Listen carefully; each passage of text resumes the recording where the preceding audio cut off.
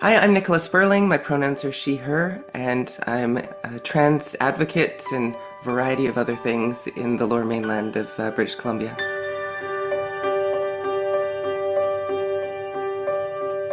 Yeah, I mean it's quite a story of how I got here, so I'll do my best to keep it condensed. But um, started off in 2013. I attended a Vancouver Pride event, and I was asked what my pronouns were, and I didn't really know how to answer that question because it's not one I'd ever been asked before. So that's when I discovered what it meant to be trans. That's when I met the first trans person that I know of, at least, and everything just sort of clicked in that moment. It took about another 2 years before I worked up the courage to tell some people in my life and to start my transition on hormones. It was about a year after that, I then went and had surgery, and it wasn't until after I'd had surgery, gender confirmation surgery, that I ended up coming out publicly, which is a bit of a different process than most people go through.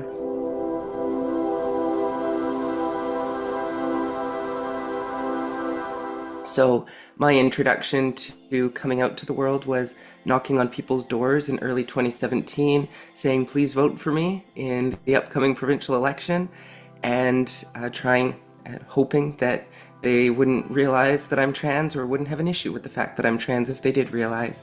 And I tried to make that campaign not about me being trans, about the issues, but sure enough, it ended up coming out on a pretty large scale. I was outed nationally in the media, and that sort of shifted my life on this trajectory where first thing anyone finds out about me if they Google my name is that I'm trans and I'm a BC Green supporter, and that doesn't do it doesn't do me a lot of help when I'm trying to apply for jobs, which is my current situation that I'm in.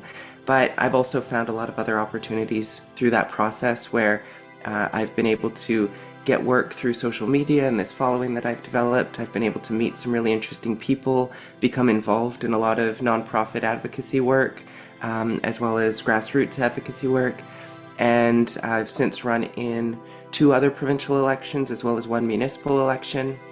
And that kind of brings me to where I am today. There are a lot of other bits and pieces throughout the journey, like being sued by J.K. Rowling and or not being sued, but being threatened to be sued by her, and pushing out a party leader who is transphobic. And there's sort of some other highlights throughout my life, but I wouldn't say that they're necessarily part of the journey of how I got to where I am today.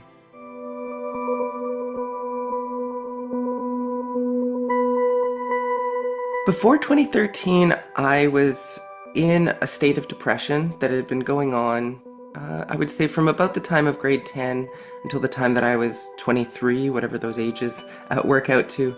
Um, I really didn't care about anything. I was just trying to find ways to pass the time, to try to get myself periodically out of these states of depression. I would go traveling. I went to Europe for 2 months. I went around North America for 5 months. I have some really good memories from that time period, but I was never really happy.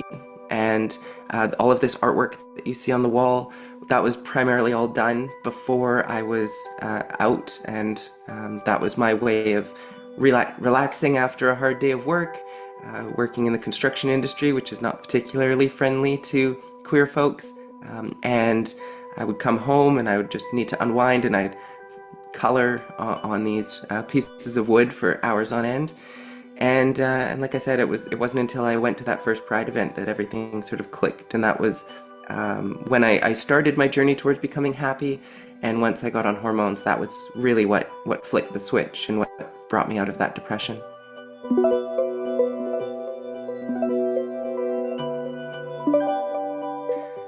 I mean, I think just coming back to that piece about always being depressed before transitioning, the biggest aspect for me is that now I can finally enjoy my life. It sort of felt like I was starting my life, and I was able to finally do the kinds of work that I wanted to do, and volunteer with the organizations I wanted to volunteer with, and do all of the hobbies that I hadn't done.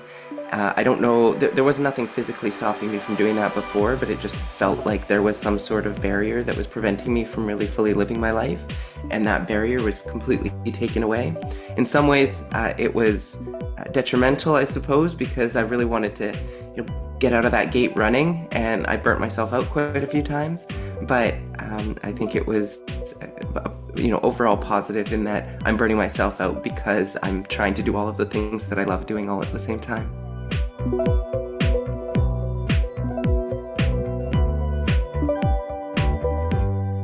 So right now I'm involved in a lot of organizations that are primarily queer serving. I work with on the board of directors of Community. I work with Vancouver Pride Society. I've done a lot of photography work for these organizations, and going to a lot of queer events and helping to support them. I was chairing a trans advocacy organization over on Vancouver Island for a while. I'm on an advisory committee for the Vancouver Whitecaps soccer team. I'm on an advisory committee for Advocacy Canada related to queer inclusion in sports. And I'm on the Lower Mainland, or I'm the Lower Mainland representative on the BC Green Party's Provincial Council. And I've been involved in a variety of other organizations that I won't go too far into. I host a social justice podcast. I've created a social justice coloring book.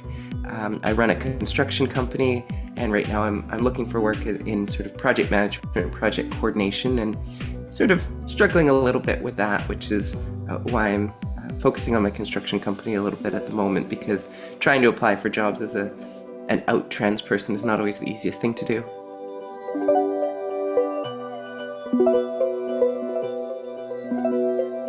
I think before 2013, I didn't really see a future.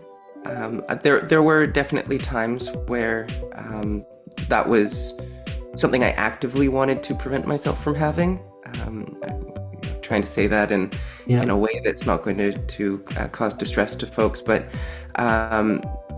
even when I was in moments when that wasn't something I was considering, it was just not thinking I would ever get there, or not even wanting to really think about what that looked like. There was no sense of wanting to have a future, of living to be, an older person, or anything along those lines. So I think for the longest time, I couldn't really imagine a life past the age of 30.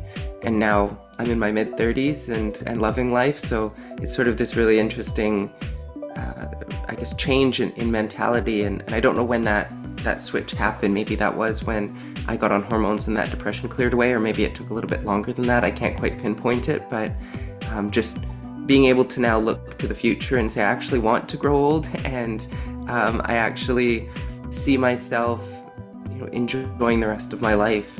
There's obviously ups and downs for anyone, whether you've transitioned or not, or whether you're you're living that authentic life or not, but just being able to see a future and know that things do get better, I think is something that I carry with me now.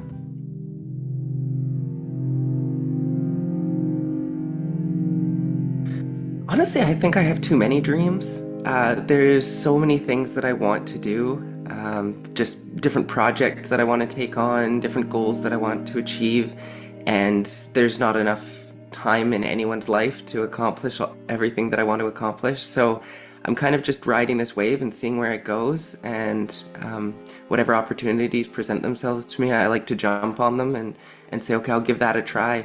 Even if it's not something that I feel completely comfortable with doing, I'll go, sure, let me take this on. Recently a group came to me and said, we want to do an audio drama. It's a group of trans people, and I said, well, sure, voice acting, that sounds like fun. I'll give that a try, why not? I really want to eventually have a warehouse where I build furniture. I want to, keep doing this construction thing. I love building things. I want to buy a house and completely renovate it from top to bottom, and just make it my own, right? I've done that in this apartment, and it was an amazing experience, but it feels limiting because you can only do so much in a small little space like that. So I just want to keep doing that sort of thing, keep building things. I want to keep doing my podcast and meet all sorts of interesting people and learn more about them. And eventually I'd like to get involved in the film industry, maybe do some set design, maybe do a small little acting part or something like that. I just can't think of an end to the things that I want to try. And obviously sports is a huge thing for me. I don't know what I would do if I wasn't playing soccer anymore, and it's one of those sports that has a bit of a lifespan to it. Your body can only handle it for so long, but I don't know what I'll do when I can't play soccer anymore. I'm also a big cross-country skier. I play floor hockey, so I'll just have to find other sports that I can keep doing once I get to that age where my knees give out on me or something along those lines.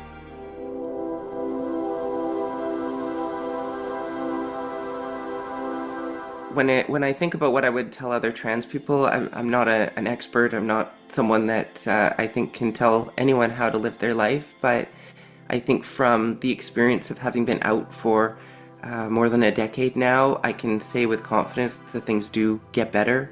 And that's not every aspect of your life that gets better, but you're never completely stuck in one place. There's always a way out.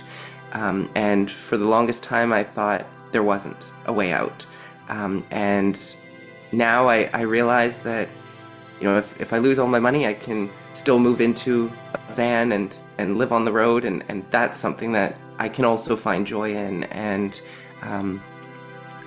there's ways that I can be involved in community that don't cost money. I didn't have really any money when I first started transitioning, but I found community through volunteering. I went to organizations and I said, I'll offer you my time. A lot of times they'll provide you with food, or they'll provide you with gift cards, or some way to say thank you that means that not only are you able to find that community, but you can also find a little bit of support there, even though it's not maybe paid work or something along those lines. And I think also it brings a sense of purpose, at least to my life. To be involved in volunteer work means that I'm giving back to the same people that helped me realize who I am. Like I said, I came out at Vancouver Pride, or I found out who I was through that, and it was because of a team of volunteers that I connected with when I was there. It was the volunteers that explained to me what it meant to identify with different pronouns. It was the team of volunteers that connected me to other trans folks. It was the team of volunteers that ended up becoming my friends, and that I was able to find community in. And I think there's a lot of talk at the moment about the sort of nonprofit industrial complex, and that people aren't always happy with the systems, but there's people at the root of those systems, and I think that's what I really like to connect with those people. There are grassroots organizations that you can connect with. There's a trans inclusive food bank that I've been connected with for a long time locally, where you can go and you can help feed other people by working in the kitchen, and then you can get a free meal yourself, and you can connect with a whole bunch of other trans folks. And there's so many opportunities, if you start looking for them, to find those areas for connection.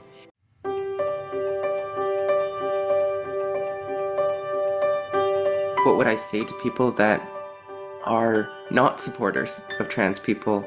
I would say educate yourself, right? I think a lot of the issues that we have are because people aren't educated. They buy into all this rhetoric that you hear online. They buy into political propaganda.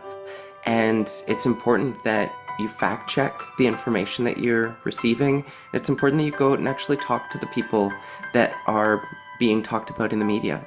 I think a lot of people that say they don't support trans folks in sports, in washrooms, in government positions, in any aspect of life, they don't actually know a trans person. They've never talked to one of us.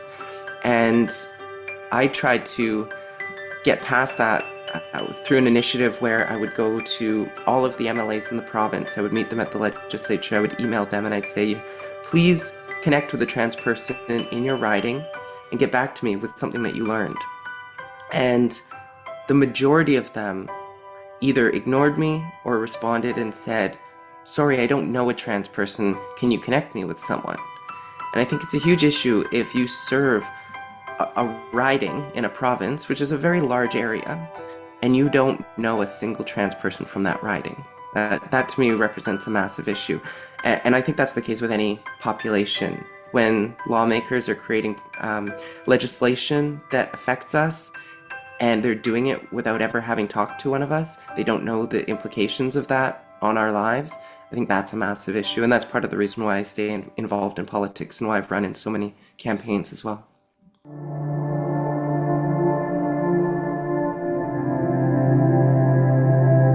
I think it's really hard to tell exactly what challenges we're going to be facing in the future, but we know which challenges we're starting to face now, and a lot of those are coming from south of our border.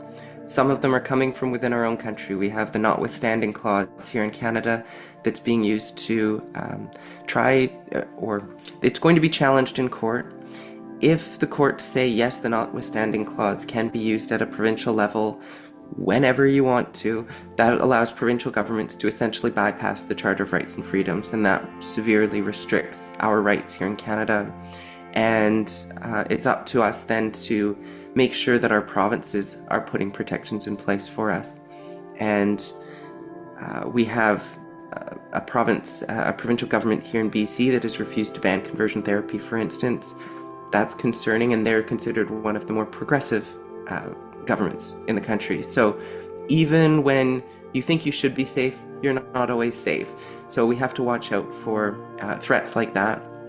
And I mean, to a greater extent, we have to look at what's happening in the US and try to avoid having that come up here to Canada, because we're seeing bans on trans people in washrooms, we're seeing bans on trans people in the military, we're seeing a trans person in government who is facing severe amounts of discrimination. And that all of that combined has an effect on people's social experience and the experience that they have in community when they're interacting with people. So I think that's a massive thing that we need to watch out for as well.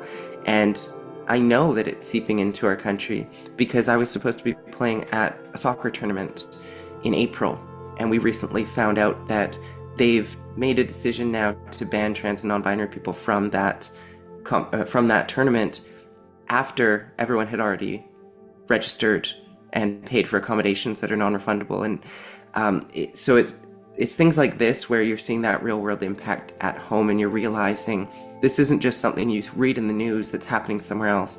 This is something we have to watch out right here at home.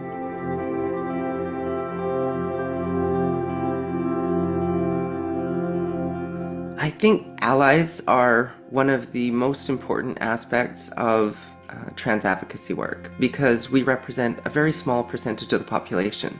People like to say that as if it's an insult, right? Oh, why should we care about this group? They only represent a small portion of the population. But it's just a reality. It's not a bad thing. It's not a good thing. It's just we represent a relatively small percentage of the population, and it's not always safe for us to be out and public. And so within that small percentage of the population, only a small percentage of people are going to be willing to be in the public eye and to educate everyone around them.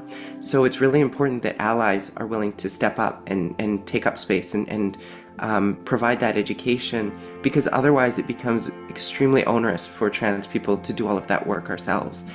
It's a massive amount of both physical and emotional labor to be able to get out in the world and educate, and then you face a huge amount of discrimination and backlash for that, and that causes you to burn out, and now you're out of commission for a while, not able to do that, and deciding whether or not you're going to actually start getting involved in trans advocacy work again. And it has a negative impact on your life as well. I mentioned the fact that it makes it very challenging to apply for work. A lot of people, when I see them out in public, don't realize that I'm trans. When I go in for an interview, they don't realize that I'm trans. But when they're Googling my name beforehand, that's when they realize, and it's because of that trans advocacy work, and that's the reason why it's hard to get your foot in the door. So there are a lot of unintended consequences, and I recently had an interview on my podcast with someone who said, this is something trans people should think about early on. And when you're thinking about getting into advocacy, maybe instead of using your actual name, you use a pseudonym. And that's a way to avoid some of that backlash.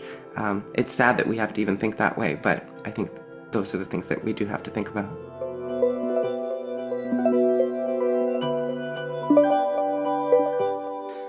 fact that I've faced a lot of discrimination. I mentioned briefly that J.K. Rowling threatened to sue me. I was receiving a ridiculous amount of hate for about a year after that. I had people doxing me because of it.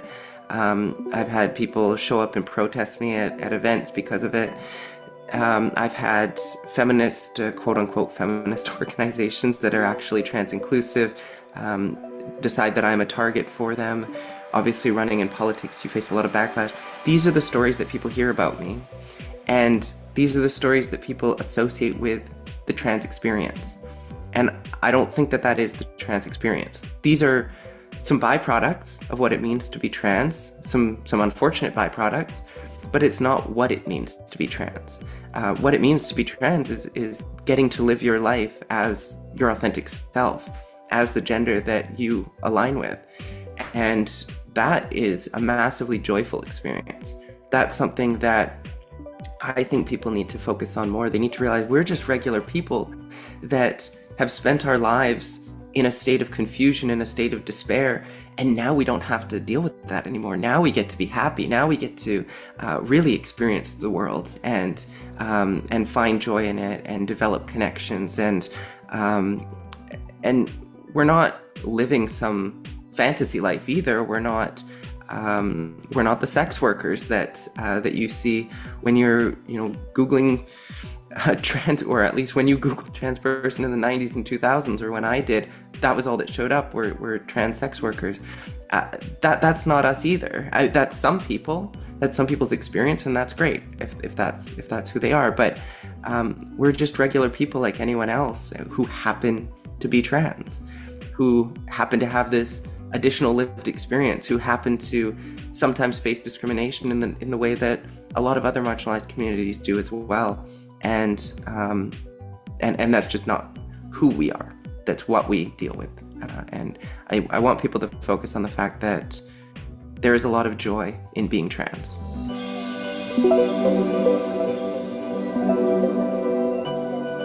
I might just wrap things up with a cliche, which is be the change you want to see in the world and live the life you love. These are the two quotes that inform everything that I do. And I think it's really important to give back to people that are in a situation that I used to be in, and to help bring them out of that place and into a place where they can feel better about themselves. And I think you can't actively help people, at least you can't effectively help people in the best possible way unless you're living the life that you're trying to help them to live. And so for that reason, I think being the change that you want to see in the world is a huge component of that. And one of the things that I love to do is speak with youth, because that was when I was really struggling the most, was when I was in those years of my youth, and trying to represent that person that I wish I knew I could be when I was that age.